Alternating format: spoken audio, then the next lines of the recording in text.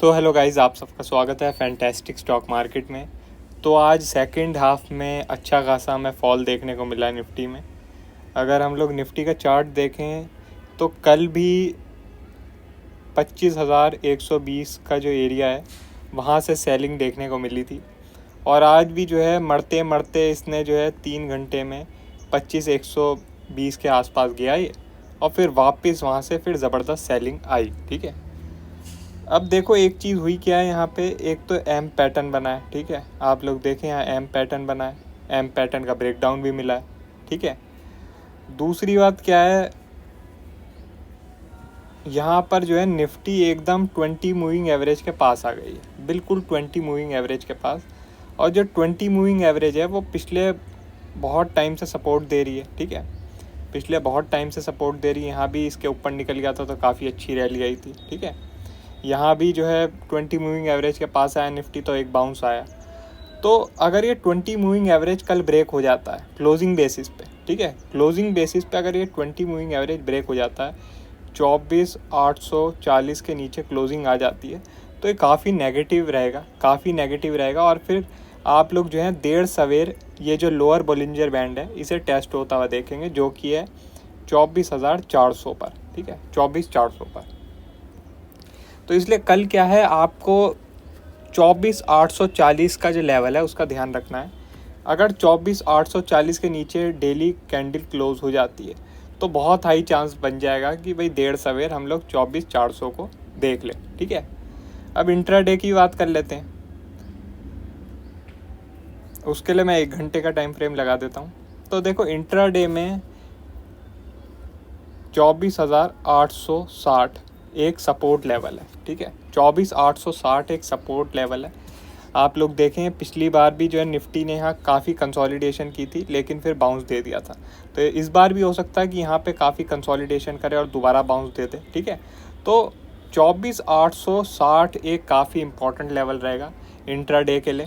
ठीक है, जब तक भाई इसके नीचे सस्टेनेंस ना आए, ठीक है, जब तक इसके नीचे सस्टेन ना करे निफ्टी, तब तक कोई फ्रेश सेल नहीं बनेगा इंट्राडे में। ठीक है, अगर इसके नीचे सस्टेन करने लग गया, ठीक है, 24,860 के नीचे सस्टेन करने लग गया, तो फिर जो है हम 24,700 और 24,650 तक का लेवल देख सकते हैं। ठीक है, और इसमें थोड़ा सा ट्रिकी रहेगा। ठीक है, थोड़ा सा ट्रिकी रहेगा क्योंकि आप लोग देखें पिछली बारी जब निफ्टी 24,860 पर आई थी तो बहुत ज़्यादा कंसोलिडेशन हुई थी, ऊपर भी कंसोलिडेशन हुई थी, नीचे भी कंसोलिडेशन हुई थी। तो ये पकड़ पाना बहुत मुश्किल हो जाएगा कि ये नीचे सस्टेन कर रहा है या ऊपर सस्टेन कर रहा है। ठीक है, ये थोड़ा सा मुश्किल हो जाएगा, थोड़ा ट्रिकी हो जाएगा, लेकिन भाई अब क्या कर सकते हैं, यही एरिया है निफ्टी का भी। ठीक है, या तो आप कर सकते हैं कि ये पूरा एरिया मार्क कर लें। ठीक है, ये पूरा एरिया मार्क कर लें और लेवल नोट कर लें 24,820 का। ठीक है, कि भाई 24,820 के नीचे अगर ये 5 से 10 मिनट सस्टेन करेगा तो भाई मैं सेल कर दूंगा, वरना फिर मुझे सेल से कोई ज़्यादा इंटरेस्ट नहीं है। ठीक है, तो आप लोग इस लेवल को नोट कर सकते हैं 24,820 इंट्राडे के लिए। ठीक है, क्योंकि भाई मैं जानता हूँ इस एरिया में काफ़ी लोग कंफ्यूज हो जाएंगे, उन्हें समझ नहीं आएगा सस्टेन कर रहा है नीचे या ऊपर सस्टेन कर रहा है, तो कंफ्यूज हो जाएंगे। तो बेटर यही है आप लोग सिंपल 24,820 का लेवल मार्क कर लेना। 24,820 के नीचे अगर 5-10 मिनट सस्टेन कर रहा है तो 700 और 650 तक का लेवल देखने को मिल सकता है निफ्टी में। ठीक है, और देखो जब तक ये लेवल ब्रेक ना हो ना 24,820, तब तक कोई खास सेलिंग प्रेशर देखने को मिलेगा नहीं। तब फिर या तो कंसोलिडेशन या तो थोड़ा ऊपर ही निफ्टी रहेगा। ठीक है, जैसे यहाँ पे हुआ था कंसोलिडेशन और थोड़ा ऊपर। तो इस चीज़ का आप लोग ध्यान रखना, जब तक ये लेवल ब्रेक ना हो कोई सेल नहीं बनेगा निफ्टी में। ठीक है, जब ये ब्रेक होगा तभी सेल बनेगा, वरना कोई सेल नहीं बनेगा, कंसोलिडेशन या थोड़ा ऊपर। ठीक है, आज यूएस में डाटा भी आना है इन्फ्लेशन का। ठीक है, तो उसका भी थोड़ा आप लोग ध्यान रखना। ठीक है, उसकी वजह से हो सकता है कोई बड़ा गैप अप या बड़ा गैप डाउन भी देखने को मिले, तो उसका भी हम लोग थोड़ा बहुत डिस्कशन कर लेते हैं। तो देखो अगर कोई बड़ा गैप अप हो जाता है वापस से इस एरिया में आता है 25,100 के, तो दोबारा रेजिस्टेंस ले सकता है और दोबारा नीचे आ सकता है निफ्टी। ठीक है, तो इस चीज़ का आप लोग ध्यान रखना।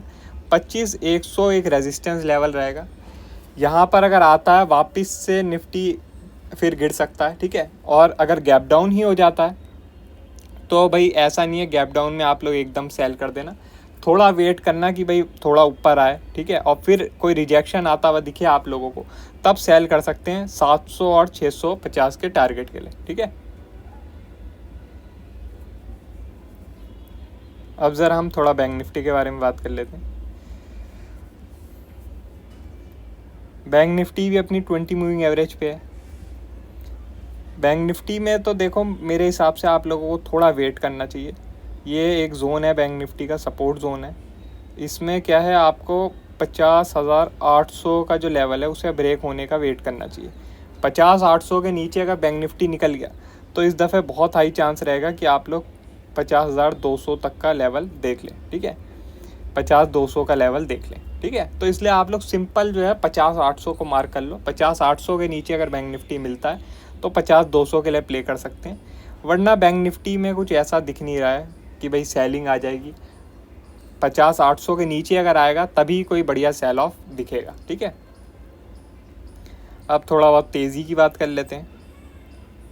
तो देखो तेज़ी के लिए तो ये एक सपोर्ट ज़ोन है। अगर इस सपोर्ट ज़ोन में बैंक निफ्टी मिलता है, ठीक है, अगर इस सपोर्ट ज़ोन में बैंक निफ्टी मिलता है तो एक छोटे स्टॉप लॉस के साथ बाइंग की ट्रेड भी ली जा सकती है, मगर उसमें भी आप लोगों को खास मोमेंटम देखने को मिलेगा नहीं, क्योंकि ये पूरा ही कंसोलिडेशन का जोन है, ठीक है, पूरा ही कंसोलिडेशन का जोन है। तो इसमें कुछ खास मोमेंटम शायद ही आप लोगों को देखने को मिले, ठीक है। अगर बढ़िया बाइंग देखनी है तो फिर जो है बैंक निफ्टी को 51,400 के ऊपर निकलना होगा, और सेलिंग के लिए 50,800। इन बिटवीन ज़्यादा कुछ नहीं, थोड़ा बहुत कंसोलिडेशन अप डाउन और कुछ है नहीं, ठीक है।